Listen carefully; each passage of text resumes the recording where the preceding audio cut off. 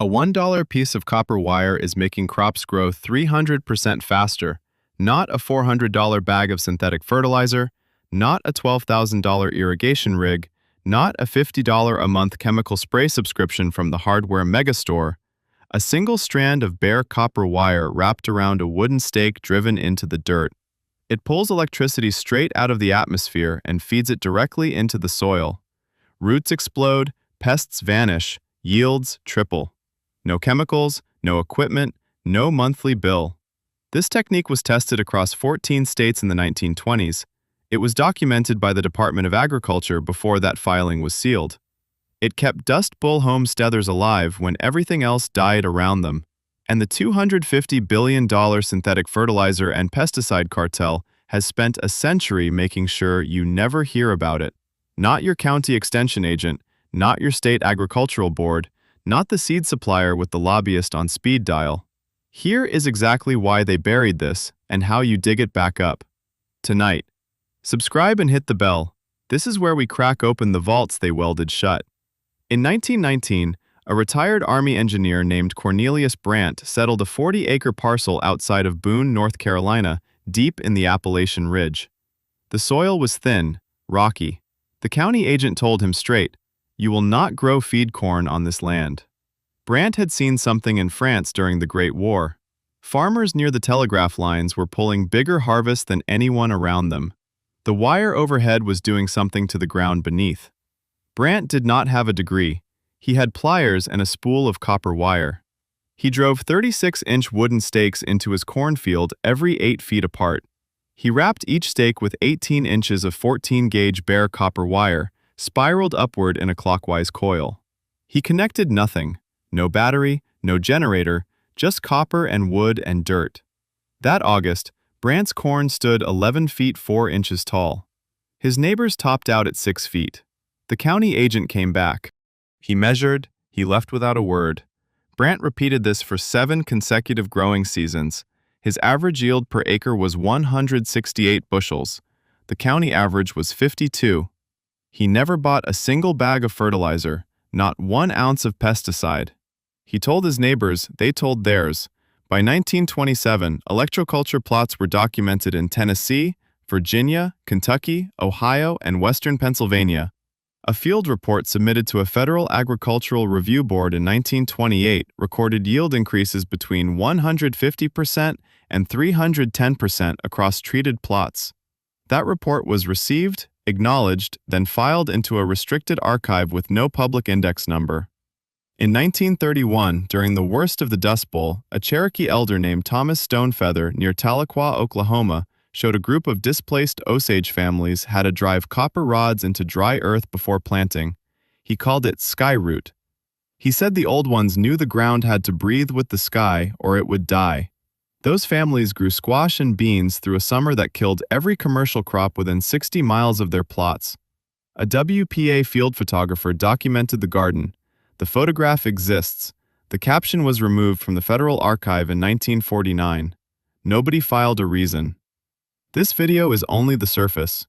I have compiled everything the agricultural-industrial complex buried about soil independence. All of it inside the complete off-grid vault. Link in the description. Techniques that pioneers used to grow food on dead land. Pest control methods that cost nothing and outperform $80 per gallon commercial sprays. Soil regeneration protocols erased from every university agriculture curriculum after 1955. Seed-saving strategies that 3-letter agencies in Washington tried to regulate out of existence. Fertilizer replacements that Wall Street trusts cannot monetize. More than 10 complete guides in one place, no filler. The link is in the description or scan the code on your screen. But stay here. The science behind this will change the way you look at your backyard forever. If you are still watching this, you are already awake, while the rest are still asleep in the system's grocery aisle. Here is what is happening at the molecular level. The atmosphere carries a natural electrical charge. It has always been there. The voltage gradient between the ionosphere and the ground surface averages 100 to 300 volts per foot of altitude. That is raw, free, atmospheric energy falling on your land every second of every day. A copper antenna wound in a spiral and pointed skyward captures a fraction of this charge and channels it downward through the stake into the root zone.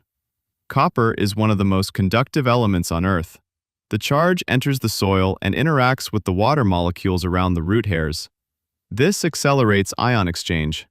Nutrients move faster into the plant, cell division increases, root systems grow denser. A 2003 greenhouse trial at a Midwestern agricultural station measured root mass increases of 40% in tomato plants grown with copper antenna stakes versus untreated controls over a single 90-day cycle. Pest behavior changes too. Insects navigate using electromagnetic cues. A localized charge field around your garden disrupts their sensory orientation. Aphids avoid copper-treated zones. Japanese beetles reduce by up to 70% within the field perimeter. A backyard grower in East Tennessee ran copper-staked beds for 3 seasons and reported 0 hornworm damage on his tomatoes for the first time in 20 years. Now here is why this is not on the shelf at your local farm supply store. The global synthetic fertilizer market generates $250 billion a year. 3 conglomerates control the majority of that. They fund the research chairs at the land-grant universities. They sponsor the certification boards. They write the recommendations your county agent hands you. You cannot patent a copper wire. You cannot build a subscription model around a wooden stake. You cannot generate quarterly earnings from a method that costs $1 and lasts the entire season. What does not produce shareholder returns does not get studied. What does not get studied does not get recommended. What does not get recommended does not exist in the public mind. That is not a theory. That is the business model. It has worked for a century, and it is working on you right now, unless you break the cycle tonight. Here is exactly what you do. Go to any hardware store. Buy a spool of bare copper wire 14 gauge. It costs around 40 cents a foot. Buy wooden garden stakes 36 inches tall. Untreated wood only. No paint, no chemical coating. Cut a piece of copper wire about 18 inches long. Starting from the bottom of the stake, wrap the wire in a tight clockwise spiral going upward. Leave 3 to 4 inches of wire extending straight up from the top of the stake like an antenna. Push the stake into the ground at least 8 inches deep. Place 1 stake every 6 to 8 feet throughout your garden bed. For a standard 4 by 8 foot raised bed, 2 stakes are enough.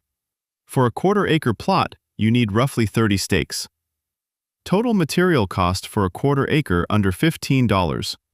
That is less than a single bag of 10-10-10 fertilizer that poisons your soil and makes you dependent on buying another bag next spring. Water your beds normally. The copper works best when the soil holds moderate moisture. Within 10 to 14 days, you will see a visible difference in leaf color and stem thickness. By week 6, your treated plants will be measurably ahead of anything you have grown before.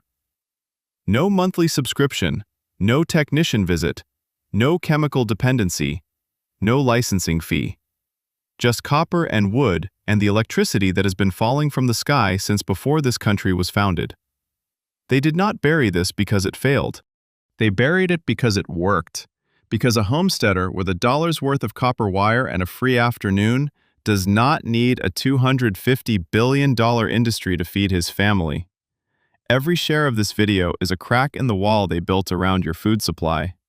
The complete off-grid vault is in the description.